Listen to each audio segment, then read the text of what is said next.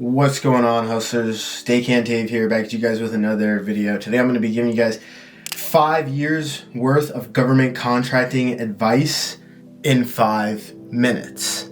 Google my cage code 8 Bravo Papa Echo 2. Check out some of my videos, check out some of the previous contracts I've won if you want to legit check me, but I got to keep this video short to keep the title true to its name. Number 1, you have to be able to compartmentalize. It's not a matter of if shit is gonna go wrong, it's a matter of when shit is gonna go wrong.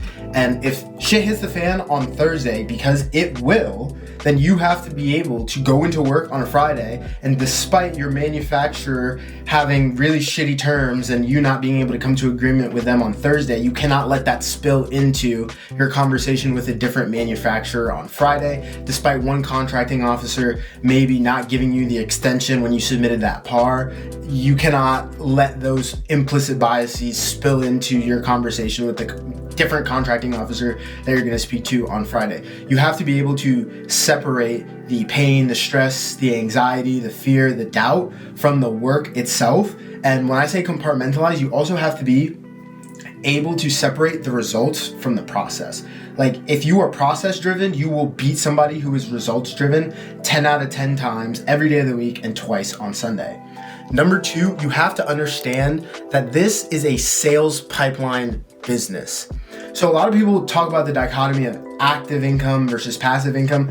Government contracting is neither. And I realized this, I was listening to a podcast that Justin Waller was on, and he was like, if I was a young man or woman in today's society and I wanted to become an entrepreneur, with the increase in inflation, I would not pick something that's going to make me a lot of money really, really fast because it's not sustainable.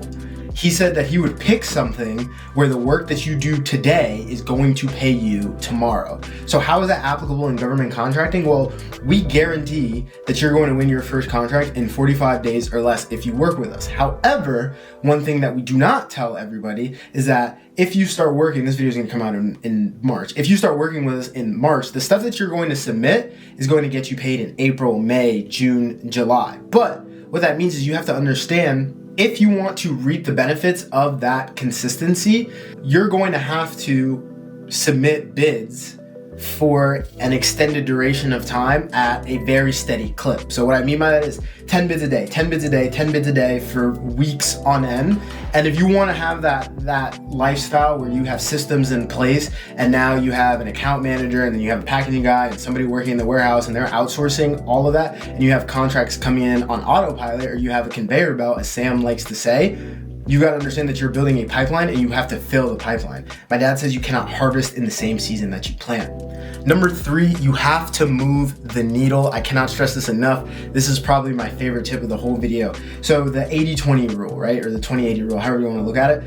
Only 20% of our actions generate 80% of our results. A lot of people get caught up in doing shit that really is not beneficial to their business in that moment in time. Perfect example, creating a name, a website, and a logo before you've won a contract. File the cage code, get registered in DIBS, and then start bidding on contracts. Two Lions Aerospace did not have a website until we absolutely needed one, and then we started going to conferences, and then people were like, yo, how the hell can we find you?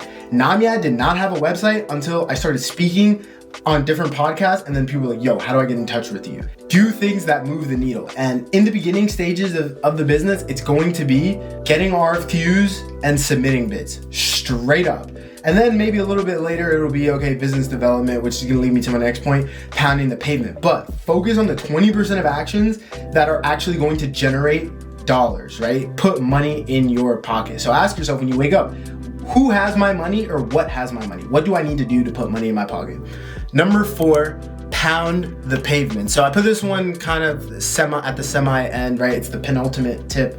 I learned that word in English class, but pound the pavement. So most times, the differentiating factor between the successful government contracting companies and then the ones who don't make it is the successful ones actually get out there and they are willing to go to the bases, they're willing to go to the conferences, they're willing to shake hands. Because quite simply, most of these contracting officers or most of these agencies just do not know you exist. I don't know if you've been on the DIBS website lately, but the user interface is super archaic and it's not really designed to be intuitive, right? So that tells you all you need to know about how much these people are like on social media or on LinkedIn or whatever the case may be. You got to pound the pavement, get out there and shake hands.